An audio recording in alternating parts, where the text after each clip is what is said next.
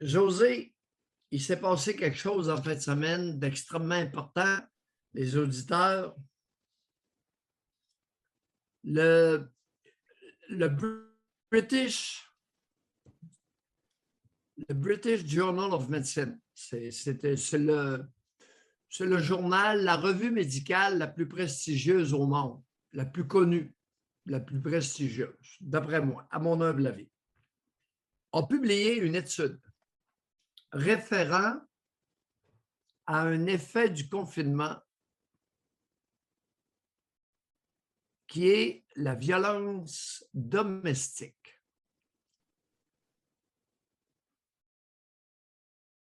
Là-dessus pas que ce matin, c'était vendredi, samedi, le premier ministre de la nouvelle de l'Angleterre, du Royaume-Uni, réagit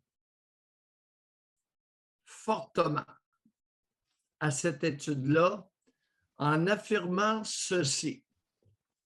Il va falloir apprendre à vivre avec le virus chinois.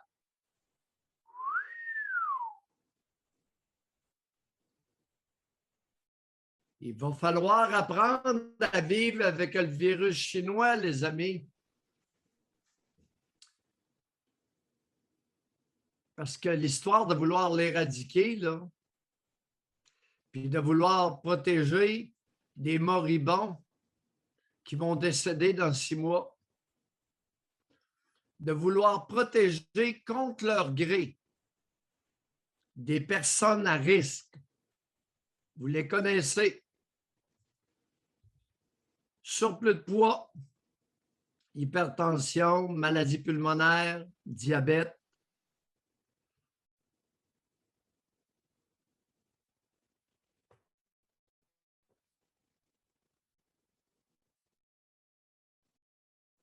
Il va falloir apprendre à vivre avec le virus chinois.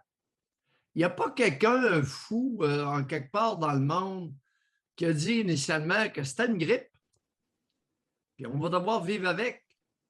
Ouais. Mais il y a 15 mois de ça, il y a un fou aux États-Unis qui a affirmé ça.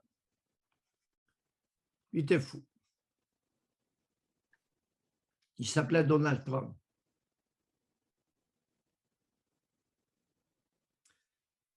Vous savez, pour revenir là-dessus, les amis, les groupes à risque. Les groupes à risque qui ne veulent pas se protéger en imposant toutes sortes de mesures à ceux qui ne sont pas à risque. Toutes sortes de mesures, les dénigrer, les écœurer, les mépriser. On a tous vu ça défiler. L'entêtement des gros, c'est terminé. Vous êtes à risque, on va vous aider à vous protéger, mais vous allez vous protéger. Et Moi, vous allez cesser d'écœurer tout le monde. je pense que les plus insécures, c'est pas tant les personnes obèses que les personnes âgées. Tu sais, de ce qu'on lisait, il y en a plusieurs là, qui n'osent même pas sortir de chez eux encore. Il y en a qui ne veulent même pas voir. Là. Bon, c'est peut-être un prétexte. Là. Ça, maintenant, il faut regarder ça comme avec, avec analyse. Là.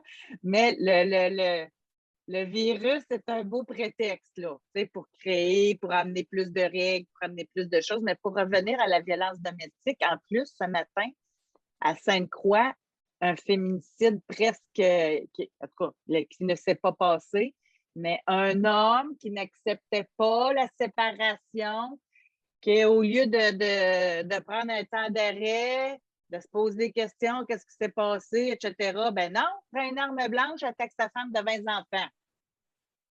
Sa femme. Ben oui, elle quitte. On va le tuer.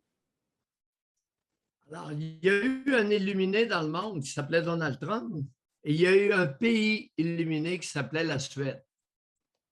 Mais imaginez-vous donc, 15 mois, on est de retour à la case départ et Trump avait raison et la Suède avait raison. Alors, ce n'est pas la Nouvelle-Zélande en voulant éradiquer le virus chinois qui va triompher. Jacinta Ardern a perdu lamentablement son pari. Elle vit sur une île. Elle va devoir prendre des mesures pour permettre et la vaccination pour ceux qui vont accepter et l'immunisation naturelle, c'est-à-dire ceux qui ne sont pas malades, ben, ils vont se transmettre le virus puis ils vont construire leur immunité. Mais Doc, Josée, en parallèle à ça, oui, attends, juste avant, avec votre oui, analyse, là, puis vous suivez l'actualité plus que la majorité, là. oui, Moi, je pense que tant que M. Legault et que son parti vont être en tête des sondages comme ils le sont présentement, que ça ne changera pas. Je pense qu'ils sont, ils sont à l'écoute de la population. Là. La population a peur. À cause de quoi? À cause d'eux, parce qu'ils ont fait peur au monde. Mais tant que la population va vouloir des règles, ils ne diront pas on va apprendre à vivre avec le virus. Les élections s'en viennent. ouais, ben, Ils ne se oui, mettront mais pas la population à dos. Là. ouais, mais attends un petit peu, là.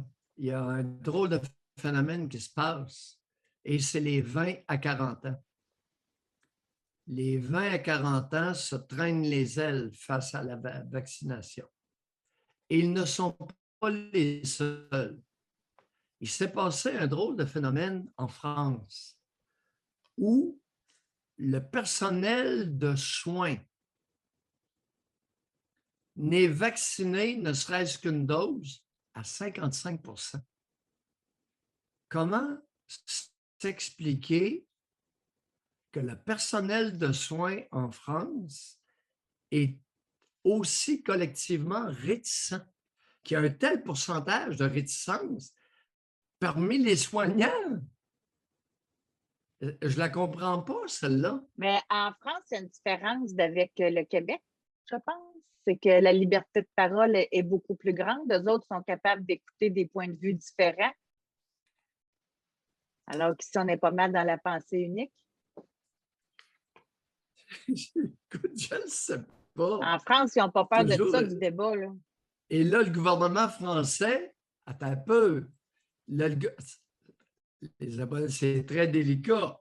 Le gouvernement français veut rendre obligatoire la vaccination complète, les 2 doses, pour le personnel soignant, alors qu'il n'y a que 55 % qui ont reçu minimalement une dose. Josée, écœurer le monde, là, ça donne rarement des bons résultats.